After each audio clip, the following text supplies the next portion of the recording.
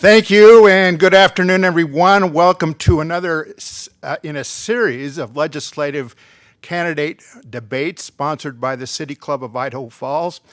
We're co-sponsored with today's program by the Greater Idaho Falls Chamber of Commerce and the Idaho Falls Association of Realtors, and we thank them for joining us. We're here in the studios of IE Productions, McNeil Drive, Idaho Falls, Idaho. And I couldn't get much past this presentation without thanking IE Productions. Chad and Cole Hammond and Gary Stewart, these guys have really stood up in a time of crisis to provide our opportunities for our community to stay connected, opportunities to present legislative candidate forums and debates, and information to the public, and that is so much appreciated in today's environment. My name is Greg Crockett. I'm pleased to represent the Board of Directors of the City of Idaho Falls, the Board of Directors of the Idaho Falls City Club, and I bring you greetings. We're very happy to have the opportunity in conjunction with IE Productions to bring these programs to you. We always have to take time to thank our sponsors because we don't exist without them. They include the Idaho National Laboratory, Bank of Idaho, Fluor Idaho, Idaho State University, Idaho Humanities Council, and Mountain View Hospital. Today's program will be archived, and you can watch it again or watch it for the first time at our website. That's ifcityclub.org. I want to take a few minutes to give you some updates on future programs. Today we're hosting legislative candidates for District 33B, Marco Erickson and David Roth.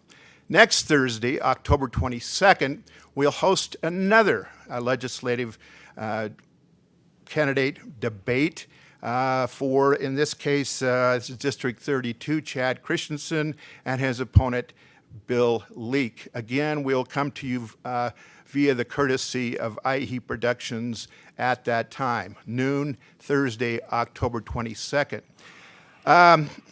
Everybody's, of course, understands that we're coming up very soon on an election. November 30th is the election.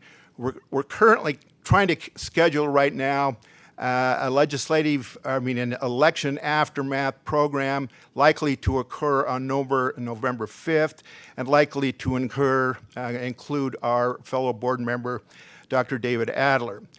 On the 12th of November, Mayor Rebecca Casper of the City of Idaho Falls is going to host a symposium program with some from I think, a national star, to talk about housing. Housing in our community is at a crisis level.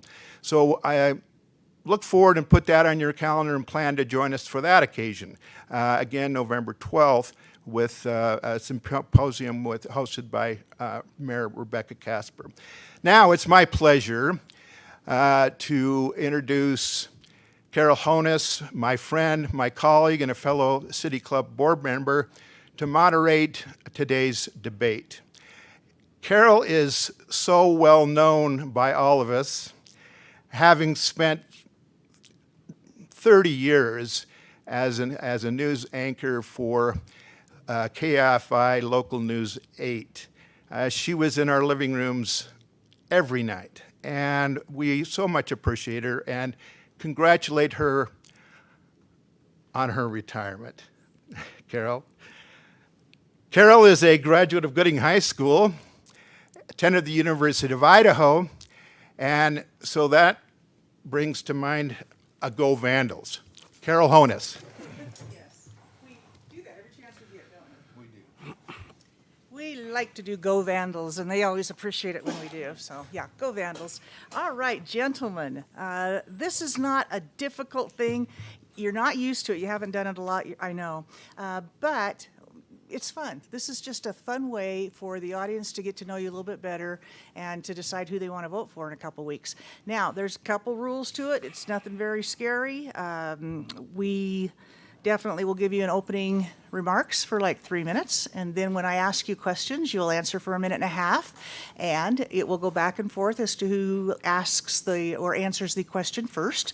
So you'll get that. You'll have a timer sitting right in front of you that'll tell you when you've hit 15 seconds, and then a red card will come up for when you really need to wrap up that sentence, if you will, please. And then at the end of the program, we'll have closing comments, and we flipped a coin, and I've already been told I'm the worst flipper in the world. So there you go. We had to do it 2, maybe 3 times. That's okay. And Mr. Roth, right, David? Correct. Roth. Okay, I want to make sure I get that right. Won the toss, and so he's going to begin the opening statements for us. And just know that you can send in questions from the audience, but we're not going to share anything that's kind of vile and vulgar, mean-spirited, because that's the whole purpose of City Club. The whole entire reason we invented this thing is so we could have civil conversations about controversial issues and be nice to each other. And that's why if you have a mean streak in you, you so will not get that question asked on the air today.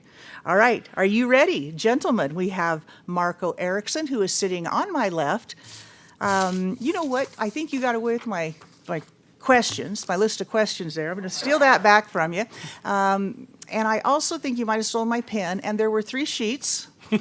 This is live TV. This is how it works. So, Greg, my good friend and vandal, making my life more difficult. That's okay. And did you get my pen, too? It's white. All right. I don't know. Yes, it did. I see it.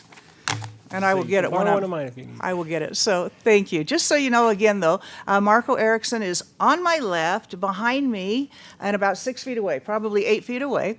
This is the way we've set it up so that we can do these debates without masks on. And David Roth, who is the Democratic candidate, is on my right, about 6 feet behind me and over. I can't really see them as they're answering the questions, and they can't always see me.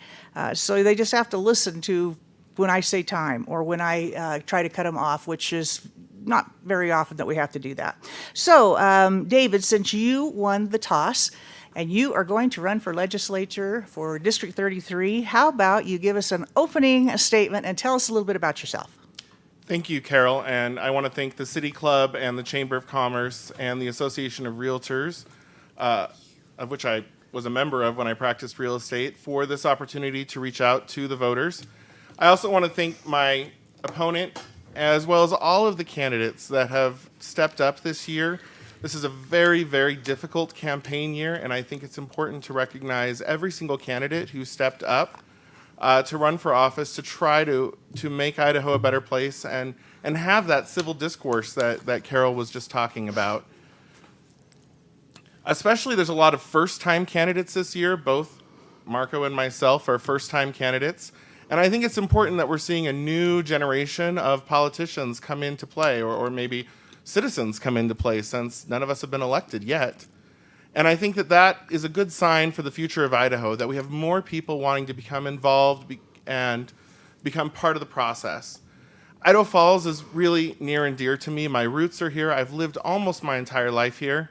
Like my opponent, I had to move away for a while to pursue my career and other opportunities. And I think it's really sad that young people today have to make those difficult decisions. I spent my career, the majority of my career thus far, in higher education, helping thousands, tens of thousands of students all across the country at both for-profit and not-for-profit schools pursue more options and more opportunities through education. I've managed budgets in the hundreds of thousands of dollars for organizations like this who are out to try to help improve education and make education more accessible and available. When I was in Salt Lake City, I became involved in the foster care system, at first as a volunteer and then actually working in the system, where I got to see firsthand the effects of some of the problems and challenges that families face today in Idaho and Utah and all over our country. And as part of that process, I became a foster parent. And I never had any intention of adopting, but one day when I was offered a chance to do respite for a child, I took the opportunity to provide respite for a family over the weekend that had been fostering this boy. And I'll still remember the first time that I met, who's now my son, and picked him up in the IKEA parking lot in Draper with a little stuffed animal that he held close to him because he was so scared about what his future would hold.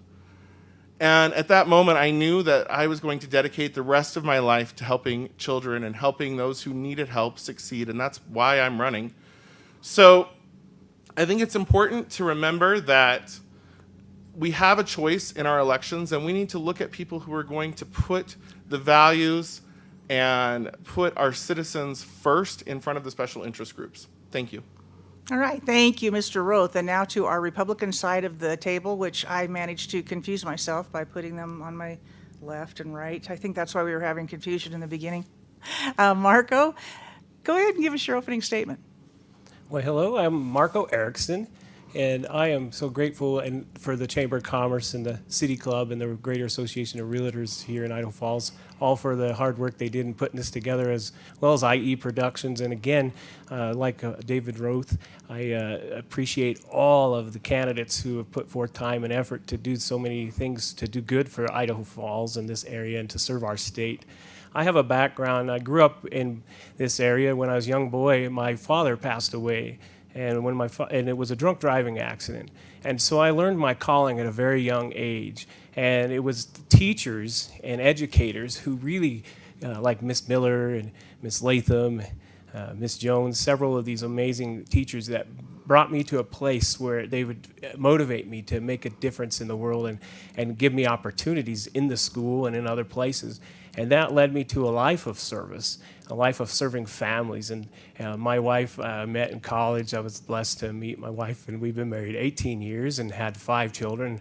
Bought our first home here in Idaho Falls and served as a mental health professional in Idaho Falls for 14 years in this area, serving with helping families and helping make a difference. And over time, I was blessed to advance my career a little bit. I learned that I needed to do a better job on a higher level and make a difference in policy. So I worked for state government. In the state government, I was quickly raised into higher level positions where I could make a difference on a bigger level and controlled $50 million of money that went out to the community to serve families and communities in different capacities, including homeless projects and mental health support and substance abuse prevention and education, and also working with school districts in mental health building. And I got the chance to consult all across the nation, making a difference in understanding how to interact with troubled children and behavioral health things that were needed for education. So it was a blessing to be a part of that and to continue to do that work. My life is dedicated to this. I'm not a politician. Like Mr. Roth said, several of us are just people who really want to make a difference. And in order to do that on an eclectic level, I felt with my experience in the government, my experience on the ground, my experience as a father and husband, and all the things I've done with policy over the years, it was time to make a change and also support running for the legislature and do the work I do on that level. So that's why I'm running for the Idaho State Legislature, and I appreciate your vote. All right, so just to review, and so everybody is reminded, there's no incumbent here. These are both new to politics, new to running for office, and I think in the next hour you're going to find it delightfully refreshing. We'll see what happens. Marco, let me begin with you. How would you describe your political ideology? I have always had, thanks for that question, I've had this ideology of smaller government works well, less regulations of the people. In my whole life, I've worked in capacities where I've owned businesses and been a part, and I've seen firsthand how bigger government affects the work I do. And when I had an opportunity to work in the government, I could see how there were a lot of inefficiencies and things that could have been done much more efficient just if the money were right on the ground where it belonged. So that's one of my biggest philosophies of government, is just letting the people manage themselves as best as possible. Thank you very much, Mr. Roth. I'm going to get this. You know, my political ideology is actually very similar. I feel that government should be just large enough to accomplish the goals for the people.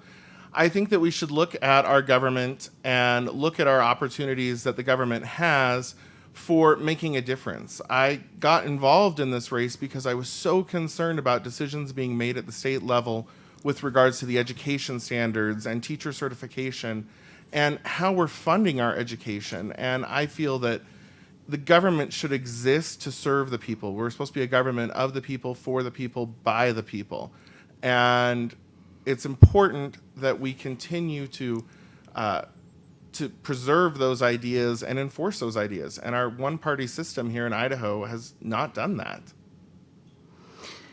And so, Mr. Roth, and I'm just saying that because I want to practice. I really want to make sure I get your pronunciation worries. right all the way through this, and then it's going to be David the rest of the time. If you run and win, it will be on the Democratic side, as much as you so far and Marco agree quite a bit on your philosophies. So do you have some ideas for consensus building? Is there anything in your history, your experience that would make you a consensus builder? Oh, absolutely. So and thank you for the question, Carol. I currently serve as the administrator for Hope Lutheran School here in Idaho Falls. And as you can probably guess, Lutheran School isn't a big selling point in Idaho Falls, but yet our student population continues to grow. The majority of our students are from diverse backgrounds. And when you're talking about people's religious views and they're talking about attending a religious school, it becomes so critical to take time to consider the way that people might feel about things, to take time to consider their opinions and find a way to try to help everyone feel comfortable and work together without compromising the values that are important to us. So I've worked really hard to build a consensus among my parents at my school and in every organization I've been involved with. Even if you think about foster care, you're dealing with people whose families are falling apart. And being able to still try to hold and build those relationships, those are some of the most difficult times. And I think if I can do that with parents, both in the school and the foster care setting, I should be able to do that with the professionals in the Idaho legislature. Very good. Thank you, David. So, Marco, what about you? What do you have in your background that would make you a consensus builder at a time we seem to really need some help in that department?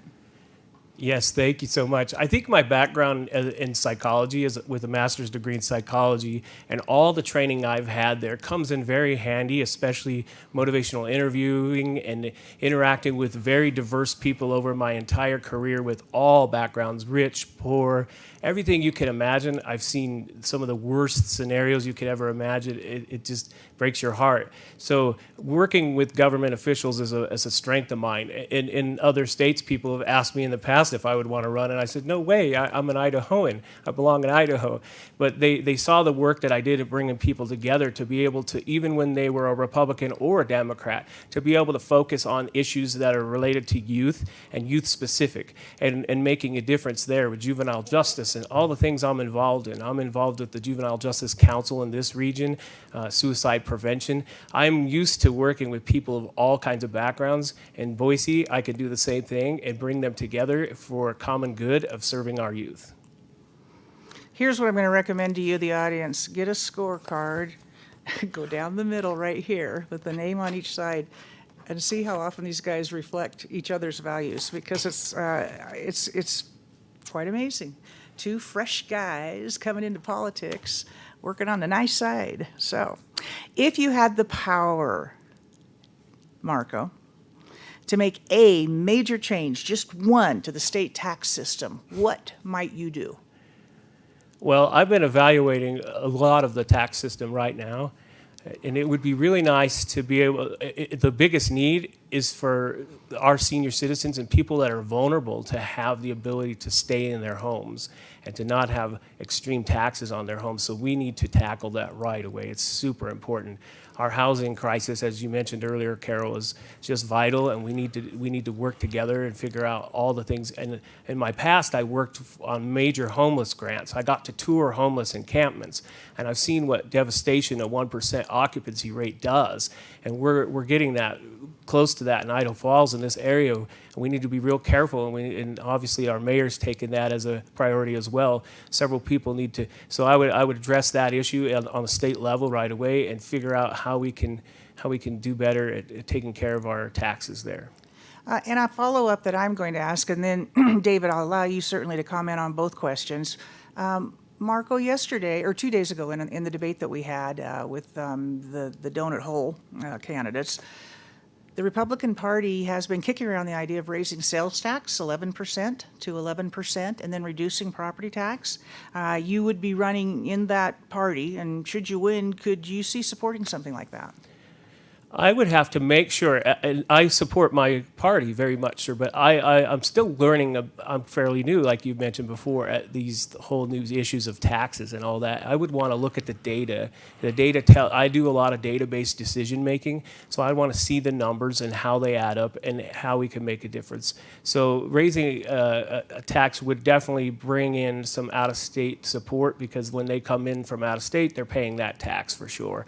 So whether that's how it works or not, I would definitely be a part of my Republican caucus there and vote along the lines of them most likely. But I would want to definitely see the information before I make a final decision. Okay, and so David, to give you, that question, would you support or could you see an 11% sales tax in Idaho? Also, what might you do to change property tax in Idaho? So I can tell you that I absolutely could not see an 11% sales tax in the state of Idaho. I think about taxes on the purchase of vehicles.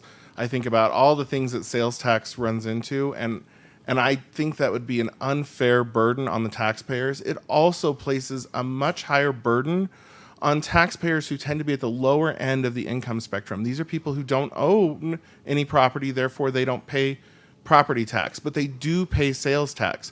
So they're already struggling to feed their families. Many of them are already on assistance programs, and and yes, on those assistance programs, there's no sales tax. But once they've used that money up for the month, then they're back to just buying groceries with the rest of us, and increasing their grocery budget to 11% to cover the taxes seems extremely unfair.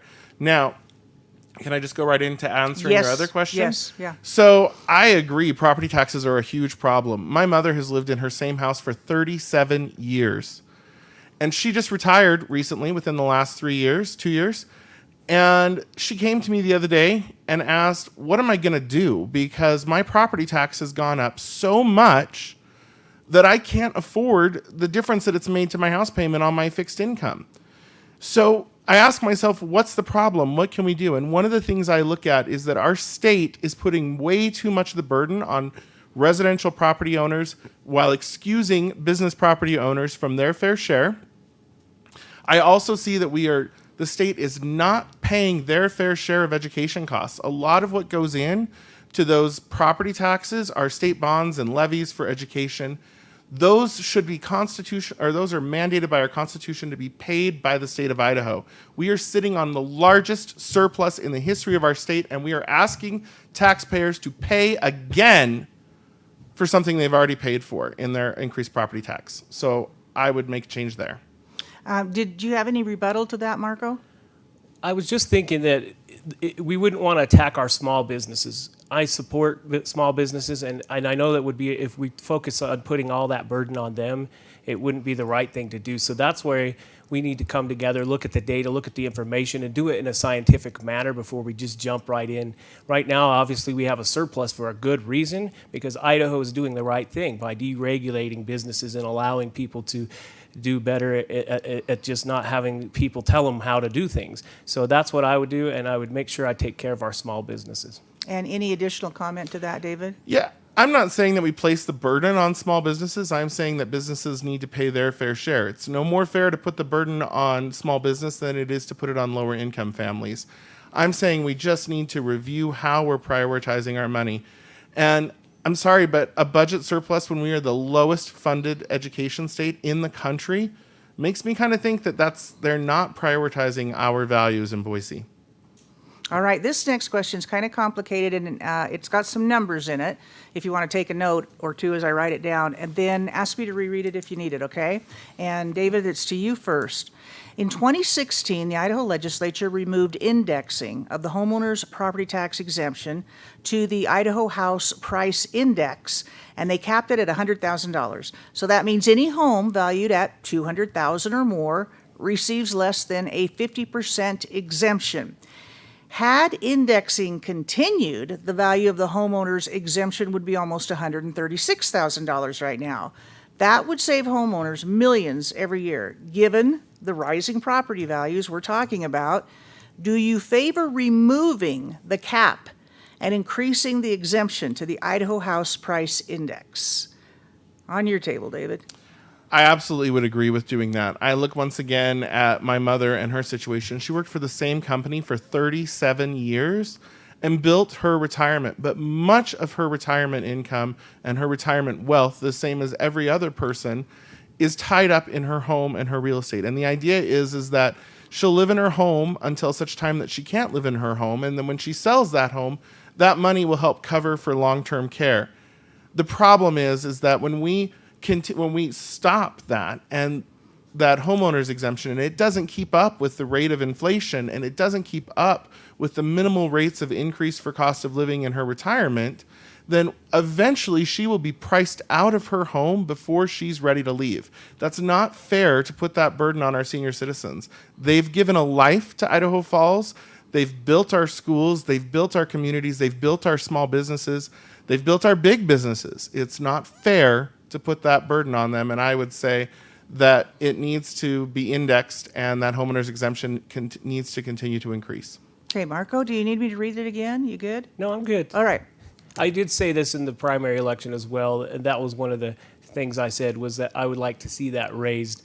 And it would be really nice, just like David said, because our seniors need us, and they don't need to lose their homes. Idaho is so important to keep our values and keep us strong. So I would like to see that raised to 150,000. Although you, Carol, indicated that it would be around 135 right now.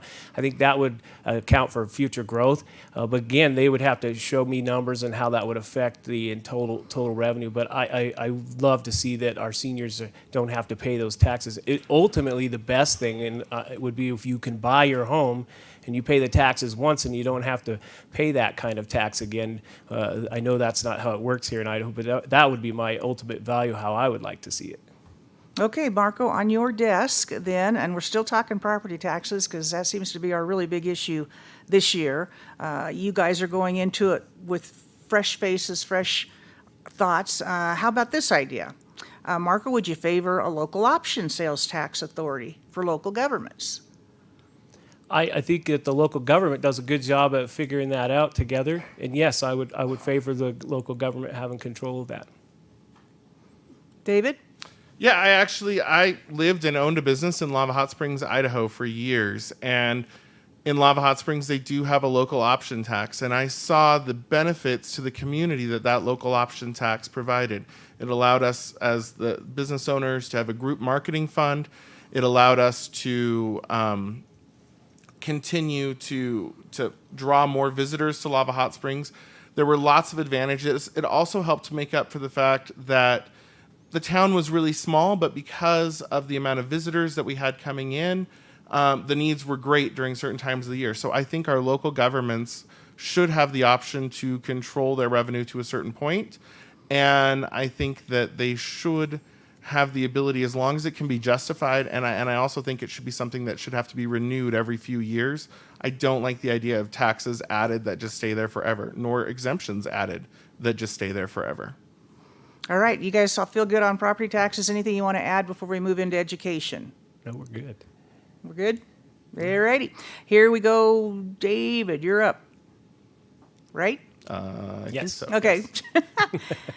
Academic standards.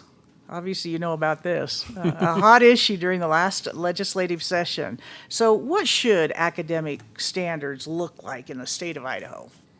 You know, this is an excellent question, and the day, and so I thank you for it. The day that the announcement was made that the education standards in Idaho, the Education Committee, which Barb Ehart, one of our Idaho Falls representatives, sits on, decided to jettison not only the standards, but also the guidelines and requirements for teacher certification with no way to replace them, I was shocked. I literally walked into my office this morning and thought, what has just happened? One of my first phone calls was to the Democratic Party to find out who they had running, because this could not stand. There's such a misunderstanding about education standards. There's so many terms that are thrown around. Our teachers deserve guidelines and standards that stay the same and aren't a moving target that change constantly. Every time we change those standards, It takes teachers years to relearn everything that they need to teach, to change the way they do everything. It's a waste of money, it's a waste of time, and we have precious few resources in that area as it is. I think that we don't give the education standards enough time to sort of percolate through all the grades. We're so quick to pull the triggers, and I think there's not enough education to the parents about what the education standards really mean. And so there's a lot of misconceptions out there, and I think it's important that we continue to support the standards and educate not only the students but the parents about what those standards mean. Thank you. And just a follow-up, if I may, David, because I think a lot of people reacted as you did when they jettisoned the standards. But just to kind of narrow it down a little bit, do you have a model out there in your experience that you think Idaho should look like? Well, it's a difficult question because every area has different things. There are aspects of what is commonly known as Common Core that I think are good. The idea is that people should be able to go from state to state and be in about the same place in their classrooms. I think that's good. Do I think there's room for improvement?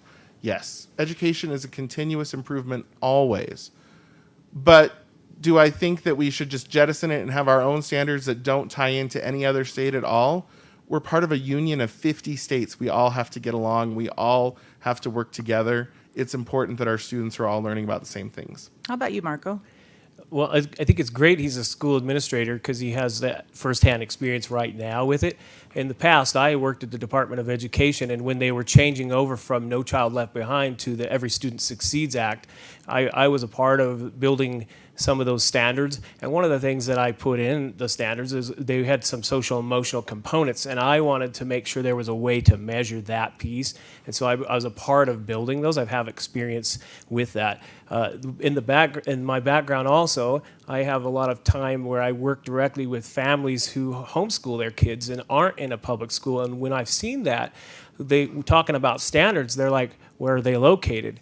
Where are they? Even in Idaho, if you guys were to go look for them right now, where would they be located and how would you find them? I think the problem with standards oftentimes is not knowing where they are and what they are for the age group of your child. So we need to have them be very simple to where anybody can understand them and know where the person's supposed to be at the right time.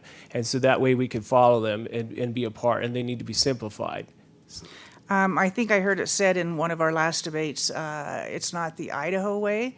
And so you are indicating to me that maybe both of you think it's not necessarily an Idaho standard we need to create, but something that would involve other states. Well, For example, the oh, Common sorry. Core, Marco, you know, where David would kind of support that, so we can go from state to state to state and be on the same level.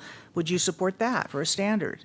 Yeah, there's important to look at different states and what their standards are. In Georgia, for example, there's a lot of formulative assessments, and teachers that I've talked to like formulative assessments because that gives them more local control, and they're able to talk to parents and say where their kids are at. Kids are always on different levels. A 5-year-old in Idaho or in my own home might not be the same 5-year-old that's across the street in a neighbor's home, and they're going to have different talents and different abilities in science and math and English and reading. They're going to be at different levels even at age 5 because that's what normal development is. You know, when I was young, I had special needs for reading. I was behind. And as time grew, I was able to catch up. I got stronger with that. And that's just how natural people work. And so the standards can be formulative, and teachers have control of that. And it makes a lot more sense to me.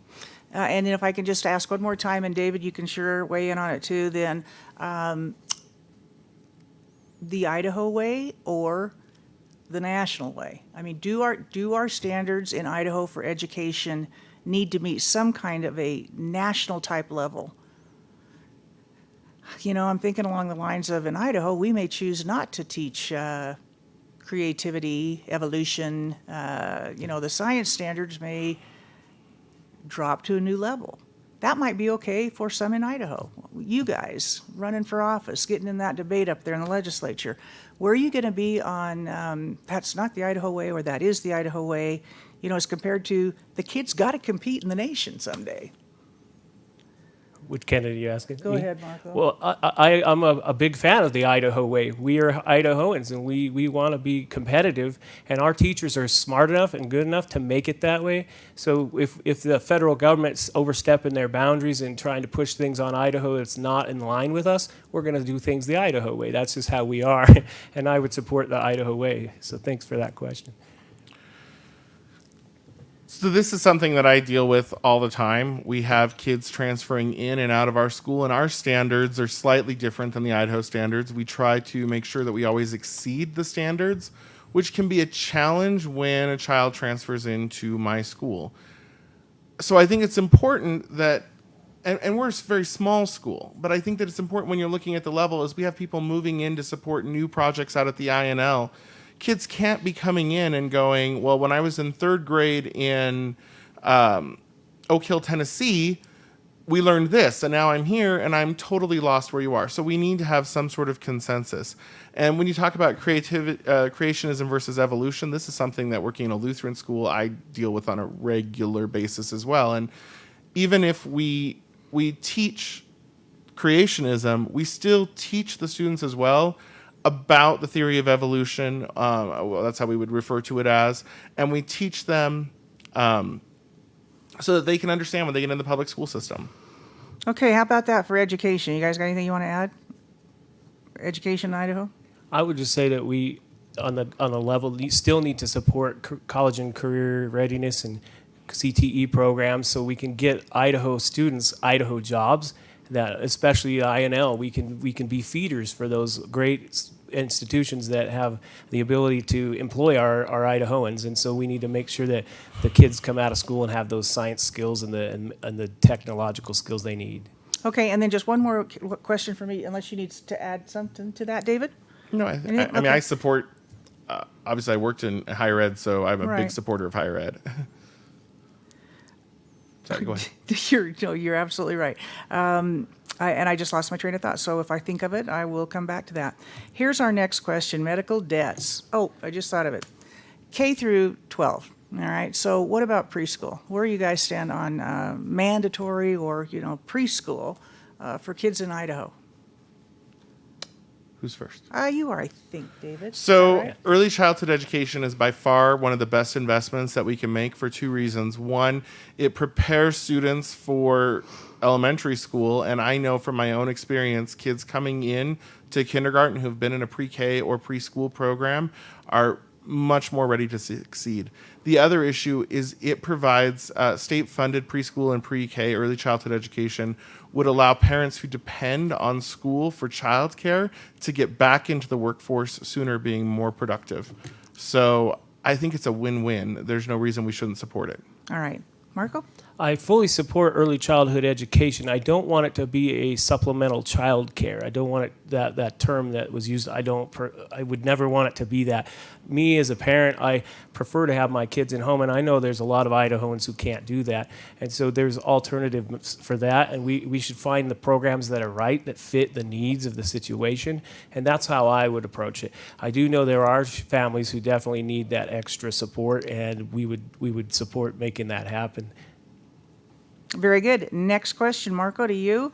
Medical debts, the number one cause of bankruptcy in the United States. So, had you been in the legislature, how would you have voted on the Idaho Patient Act? Well, that's an easy one. As you know, in the primary, that was a hot topic for us. I would have supported the Idaho Patient Act fully and every bit. I was very grateful anytime that I can stand up for Idaho citizens. And I feel when they are injustices that are coming to them. And I know some of my colleagues who get mad at me for saying this, but it's just the way I am. I'm always looking up for the people who can't afford and can't take care of certain things on their own. And I definitely feel that there was a lot of injustices even here in Idaho Falls when that was taking place. So I support the Idaho Patient Act and will continue to do so. David? I support the Idaho Patient Act as well, and I think it's interesting that, and I appreciate Marco's take on it, but it does make me start to wonder. He, in the primary, was very much, I'm against the Patient Act and whatnot, but his teammate is very much for. She spent the debate the other day talking about how much the Idaho Patient Act, how she felt very strongly it had many virtues. Now, when we're looking at electing a team, as Marco's mailer just went out talking about how they're the Republican team, I start to wonder, how are you going to manage not only the divide, that consensus building across the Democrat-Republican aisle, but across those two Republican sides? Because obviously this is an area where you are clearly at odds with your teammate, to use the words from your mailing. And is that Barb? Yes. Just to make sure, so our audience knows that you would be referring to Barb Ehart. I would. And the debate that happened on Who is the Tuesday. incumbent, yes, and the debate that's still on the internet if you want to watch it from Tuesday between her and Miranda Marquette. All right, so Marco. Great question. We meet on a regular basis as the local party, including some of our fellows from Ammon and the surrounding area. We get together and we talk about those issues on a regular basis. Barb and my differences on that were totally different. She was looking out for the medical professionals in that case, and it's sometimes, and one of the conversations we often have is it's really tough for people to make decisions when there's good information on both sides, and we're good with each other when we know that one of the things that separates us from Democrats often in the House is we can disagree. A lot of the Democrats have to fall in line, and when I was down in Boise, I heard that quite often, that they're told in their caucuses how to vote, and they're expected to vote a certain way or they get punished in consequence. We can be a little bit different like that from time to time and get along and be very close to one another, and there's a few issues like that I am different from my local constituents and friends with. We good on that topic, David? Yeah, that would be fine. Thank you. In 2018, and it's on It's on, Marco. Good grief. I'm getting old. This retirement thing, I guess. In 2018, 65.2% of voters in your district, which is 33, they voted in favor of Medicaid expansion for the working poor. So, Marco, what is your position on Medicaid expansion? Well, here's the thing. I get picked on for this as well. I was a Medicaid recipient myself, especially at that time. I work in nonprofit, so my family, we didn't have a lot of money coming in. And back when the federal government said they would pay 100% of that, and it was a big hot topic in Idaho, that was one of the things I actually supported. I said, boy, we should do that now, because look what happened. We ended up doing it later. Had we done it earlier, we would have had more of that money recapped, and we could reallocate it in other ways and still serve those families. And that's what I love about it now. Right now, it's happened. There's no arguing it. The people wanted it. It's here. So there's no sense of debating it any further. We take what we have the information, we work with it, and we can reallocate some of those funds into other programs and things that will be better serving to Idahoans. Right now, there's a lot of Idahoans that are transitional age youth who go from being high school and into adulthood, who really are struggling because there's not a lot of support for them. And so we could do some more with that, and several other areas that I would love to look at, and I've been working on with the state administrators recently. David? So I'm obviously a fan of Medicaid expansion and the efforts that Reclaim Idaho took. What I'm not a fan of is what the legislature did to Proposition 2 when it got to them. And adding extra levels of bureaucracy, adding extra levels of requirements and whatnot that the people did not want. They didn't ask for, they didn't include. And, at the beginning of this debate, Marco talked about, well, he wants smaller government, less bureaucracy, less involved. The way that Medicaid expansion was implemented includes levels of bureaucracy and requirements, exactly the opposite of what Marco said he stands for. So I would argue the debate is not done, and we need to go back to the legislature, and we need to fix what the voters of Idaho started and wanted, and putting someone in the legislature who believes it's good enough is not going to get us there. Rebuttal?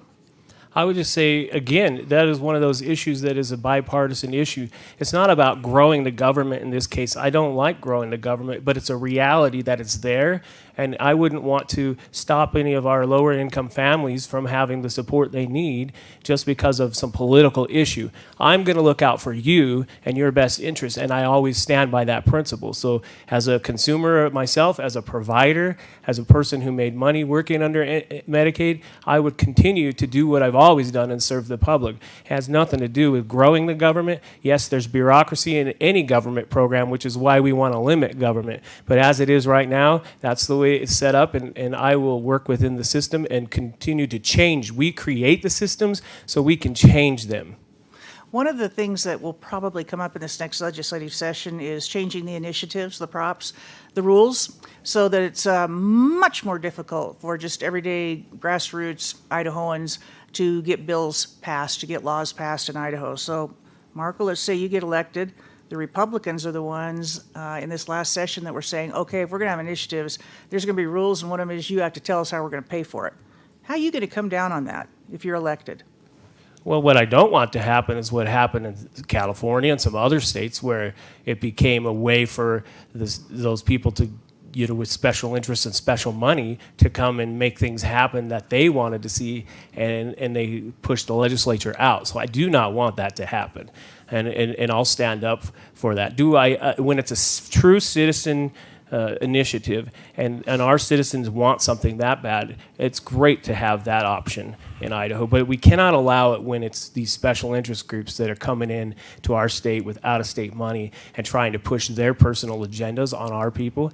And the other thing, yes, that's exactly where I stand on that. So how would you differentiate between, oh, well, you are a special interest from out of state, and so you have to have just this many names in this amount of time from just this many counties, versus, oh, but you are a pure Idahoan with a really good idea here, so we'll do it the old-fashioned way? I mean, how are you gonna differentiate between that?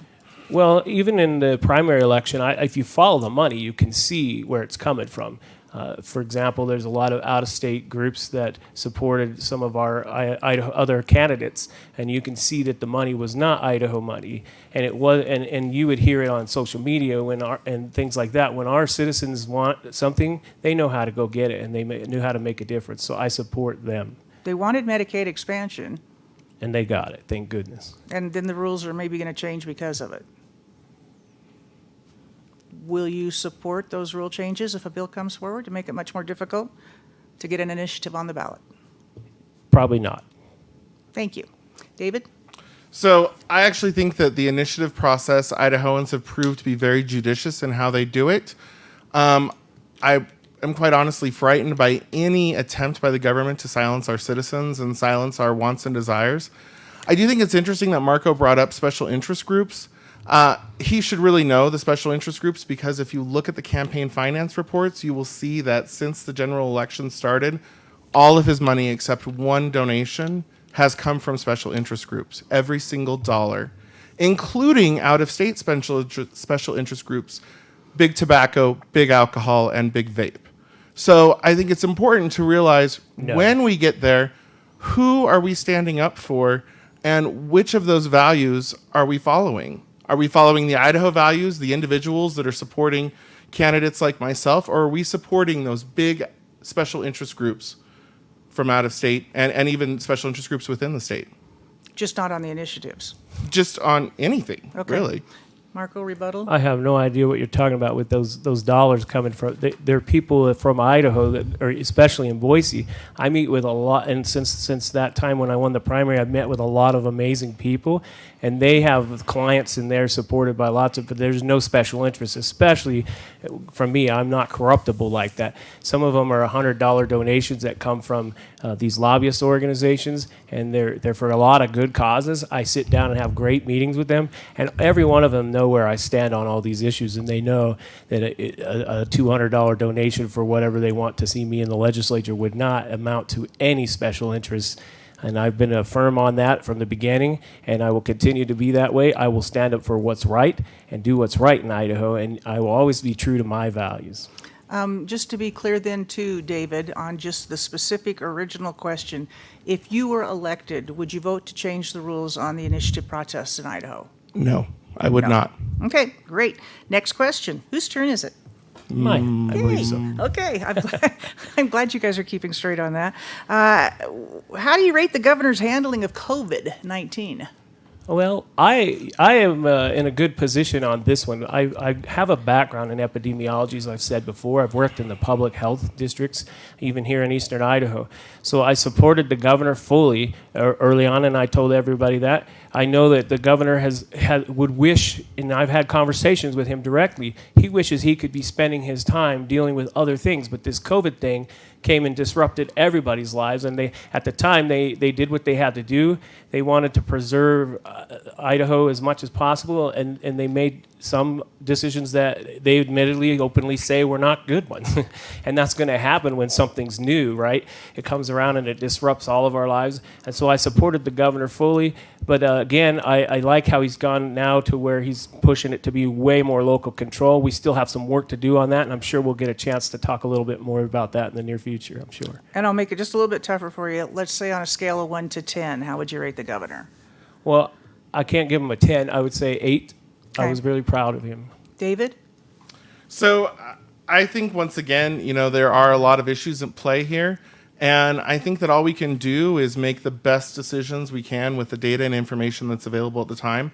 I do think the governor has done a fairly decent job of trying to wade through the quagmire of this, where there is no right answer. There is no textbook that we can refer to. I am a little concerned because I'm seeing a shift not only from the governor's office, but from local health departments, school districts, whatnot, to start to bow to the pressure to say, well, I keep hearing things are getting better, except when you look at the data and the numbers, they're not getting better. And so I'm concerned that we start looking at, well, since things are getting so much better, we can start to relax those restrictions more. I want kids back in school. My kids are in school. I want businesses open again. I want to be able to go to restaurants. I want to be able to take my kids to Disneyland. I want all of those things just like you do, but we got to do it safe. And on a scale of 1 to 10? I would say that the governor probably started at a pretty solid 8 with his shutdown orders and taking it very seriously in the beginning. And we're maybe sliding down that scale because I think everything that we did is a waste if we quit too soon. All right, next question.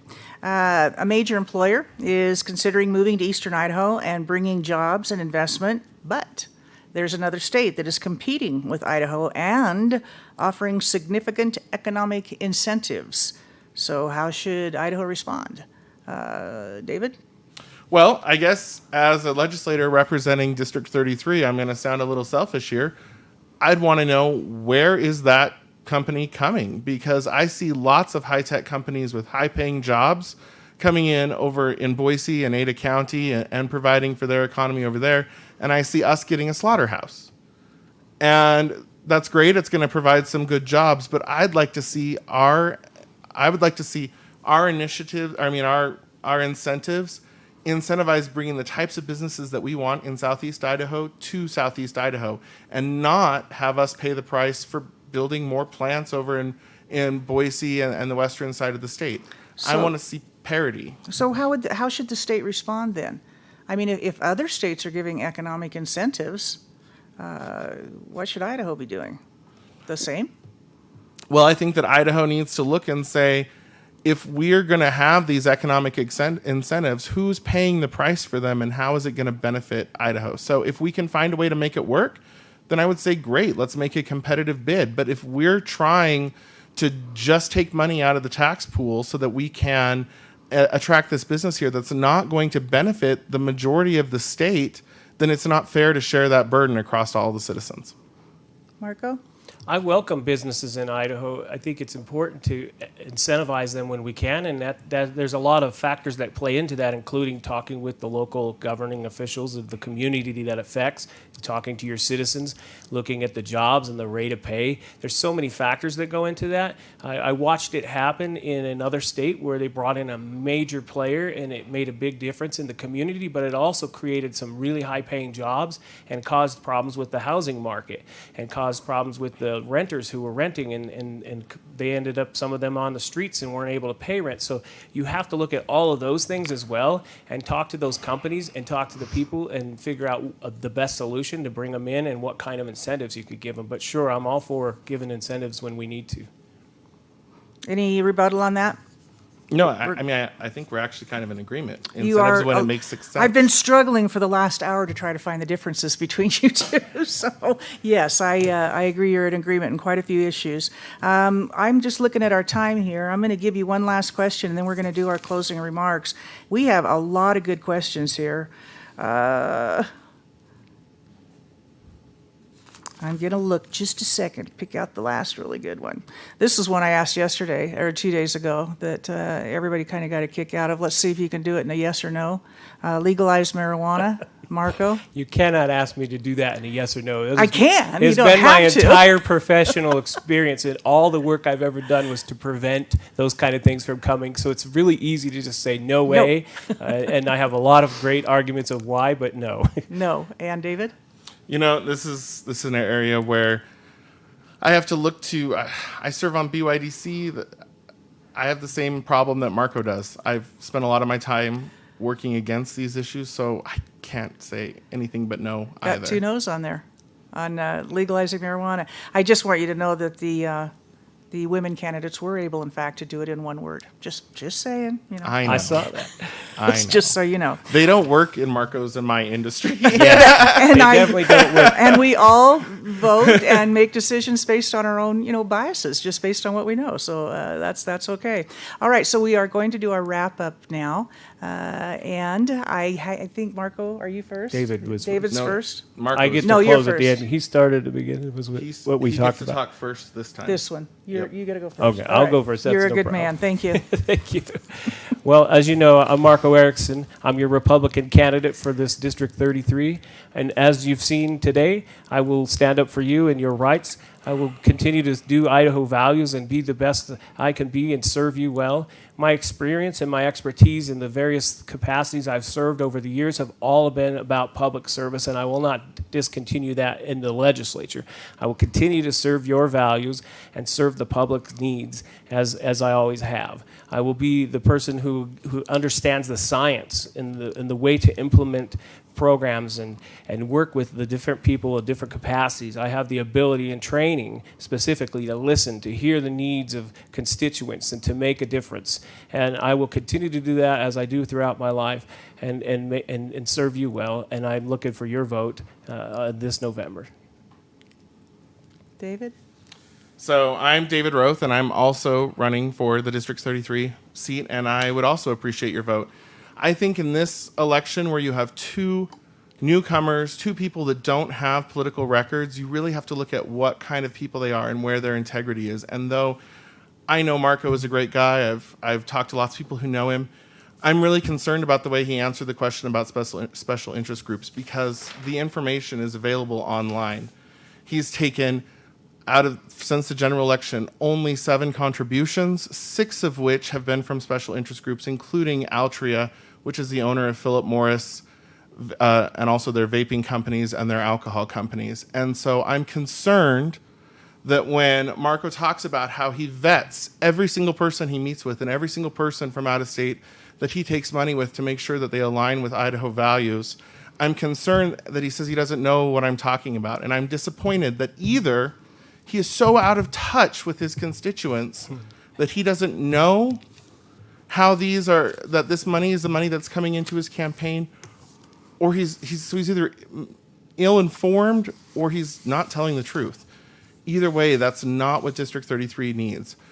In the primary, we worked really hard to get rid of a politician who was taking that stance, that not putting the needs of Idahoans first, taking the special interest money. And go to the Secretary of State's website. It's all there in black and white.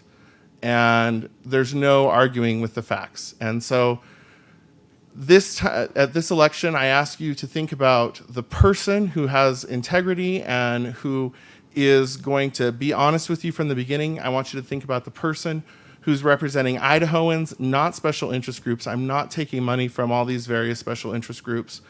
And I want you to know that when I get to Boise, I will be representing you, and I really would appreciate your vote. Thank you.